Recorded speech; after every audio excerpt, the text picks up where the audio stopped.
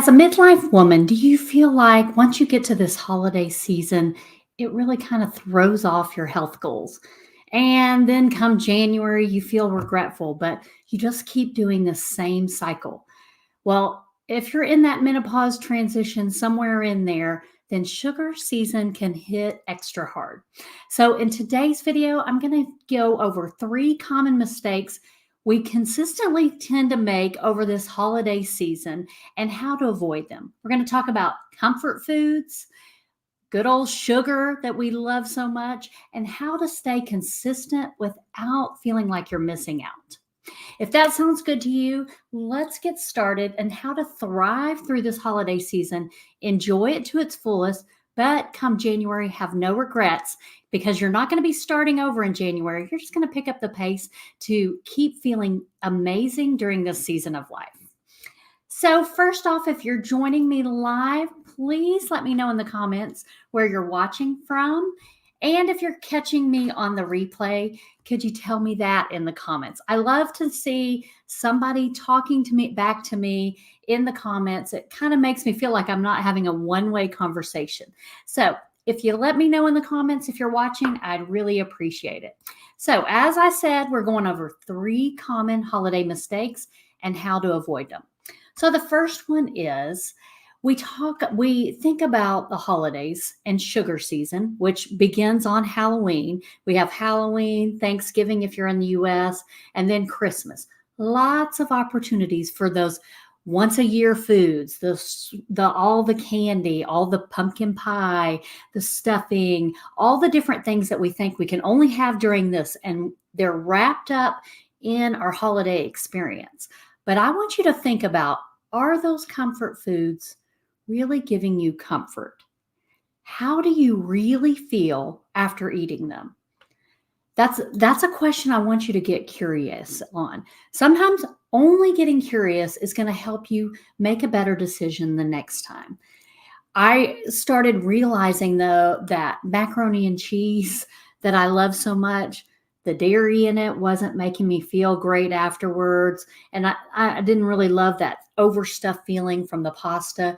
So I still have it here and there, but for the most part, it's really not a comforting food to me anymore. I don't think of it as comforting because I don't feel great afterwards.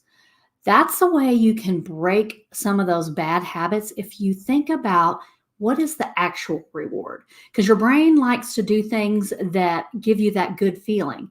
And when you get curious and realize, actually, that doesn't make me feel good, then it's easier to kind of break up with that cycle of going for that comfort food, not feeling great.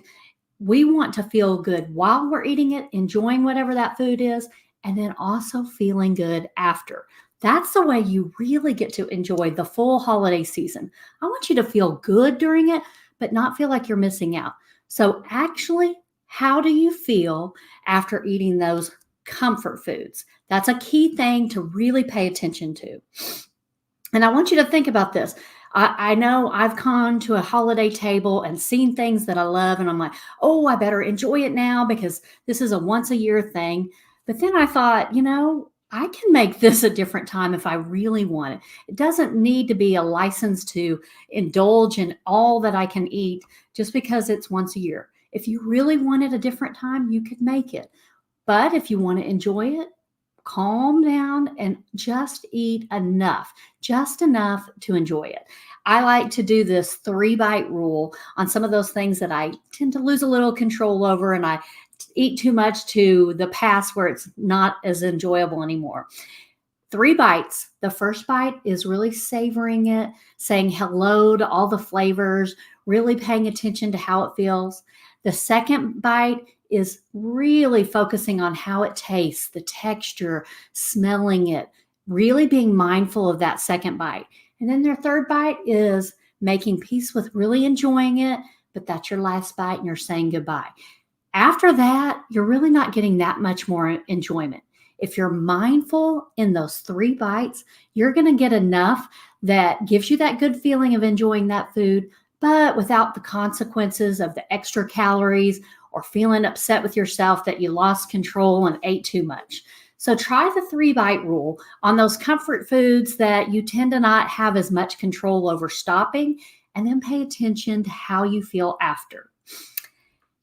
Now, I'd love to know, what is one holiday treat that is totally worth it to you? That no matter what's on the buffet or on the dinner table, this is like the thing I need to eat. For me, it is, I would say probably pumpkin pie is one of my favorites. And just a little sliver really can hit that spot. And so I know that, so I can pass on some of the other special treats because I know what my number one is.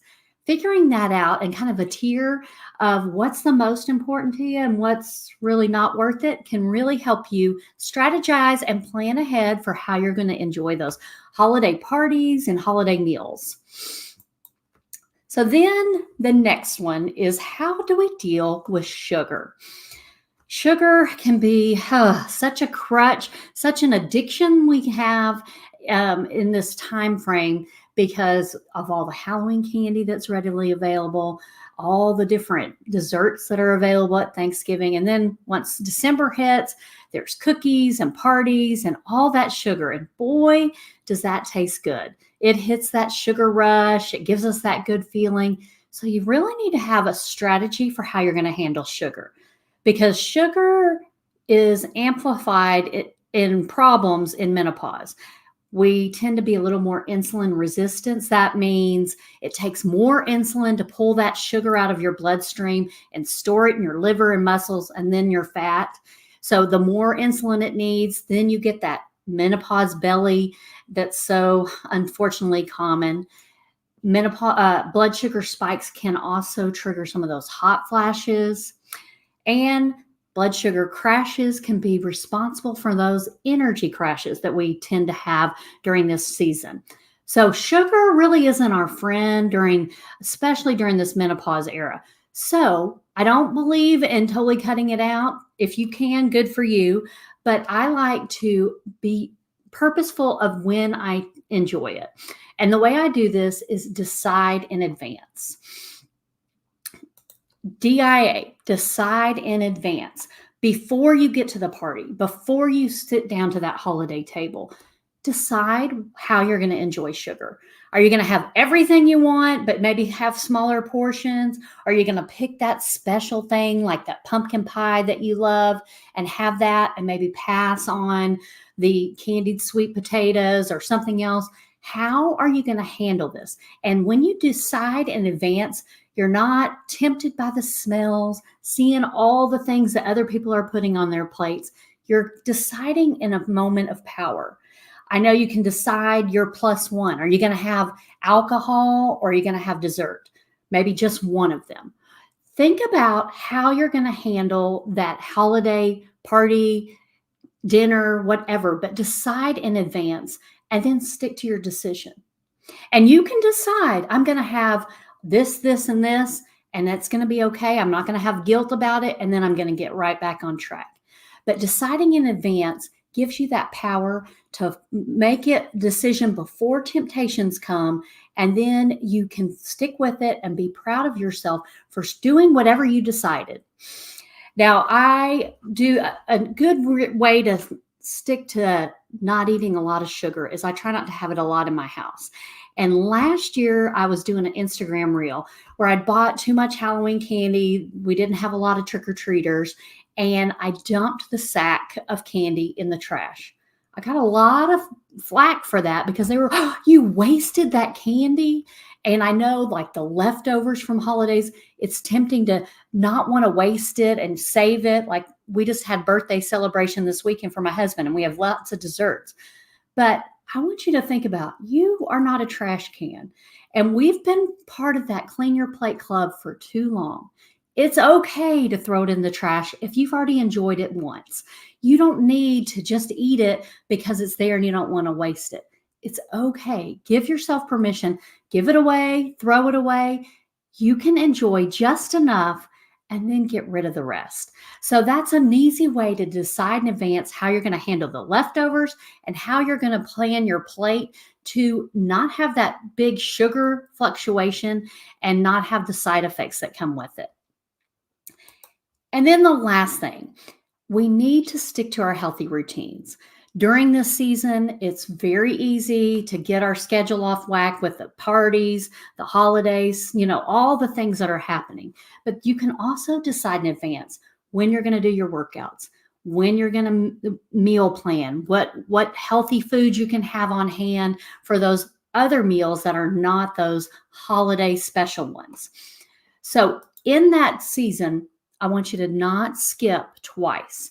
Don't skip 2 healthy meals in a row. Don't skip 2 workouts in a row. And when things, maybe you have some holiday things coming up, recover quickly. The sooner you can get back on your routine, back to your healthier eating, back to your exercise, the sooner you're going to feel like you're picking back the pace up, and there can be no guilt from enjoying those few holiday times. So don't skip twice and recover quickly, and you can just stay on track through this whole holiday season. And you're not missing out because you've decided in advance how you're going to balance it all. And when it gets right down to it, you have maybe some candy on Halloween. Thanksgiving is one day. Maybe you have a meal or two on either side of it, but it's not a lot. And then Christmas, maybe 5 extra meals. So we're not talking a lot about a lot of different opportunities. So if you can plan out your month, and instead of saying, "Oh, holidays here, all bets are off," I want you to say, how can I still enjoy all the fun things of this holiday and stay on track? How can I be proud of myself in January because of the choices I made during November and December? When you get honest with yourself, you can see that you can have a balance. Still enjoy things. Maybe it's that 3-bite rule. Maybe it's sticking to that workout schedule, or just picking when you're going to have sugar and when you're going to pass. All of those put you in the driver's seat so that you don't have those regrets come January. I believe that you deserve to have a wonderful holiday season, but also to stay healthy and thrive during this season. Now, if you need help in this area and would like to talk about this further, I'd love to chat with you. You can book a call with me, jennywaterswellness.com/discovery call, and we can talk about how I can be your accountability partner and coach you through this season. But in either way, I really think that the holidays don't have to be like they have been in the past. You can have both, enjoying it and staying healthy. And the less sugar you have, the less likely you're going to get that cold and flu season. So there's no coincidence that holiday season with the sugar and all of that coincides with cold and flu. Sugar does not do you any favors with your immune system either. So I want you to decide in advance what those comfort foods are worth it, which ones aren't, and how you are going to stay on track through this season, because you are worth it.